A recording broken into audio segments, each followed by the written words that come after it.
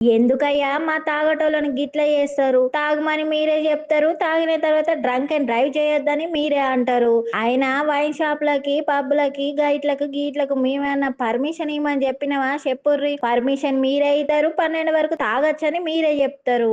ఇగ తాగిన తర్వాత సక్కగుండుర్రి, రూల్స్ పాటించుర్రి అంటే ఎట్లా చెప్పుర్రి మీరైనా?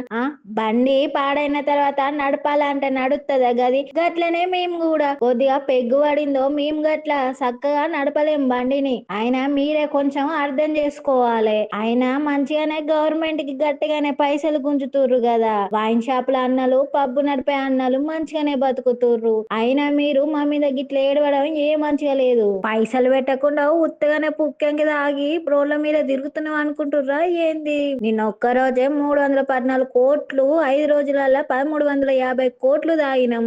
ఇవన్నీ ఎవరికి? గవర్నమెంట్ కే కదా పోయేది. అయినా ఇవన్నీ మీరే కదా సారు డబ్బులని తీసుకుండేది. అయినా మళ్ళీ డ్రంక్ అండ్ డ్రైవ్ అని ఫైన్లు వేస్తుర్రు, జైలు పాలు చేస్తుర్రు మమ్మల్ని. ఇది ఏమన్నా న్యాయంగా ఉందా? మేమేమైనా పాపం చేసినావా? చెప్పుర్రి. ఇక ముచ్చట ఇనటోళ్ళు మీరైనా చెప్పుర్రి. మా తాగటోళ్ళది ఏమన్నా తప్పుందా? చెప్పుర్రి మీరైనా కొంచెం.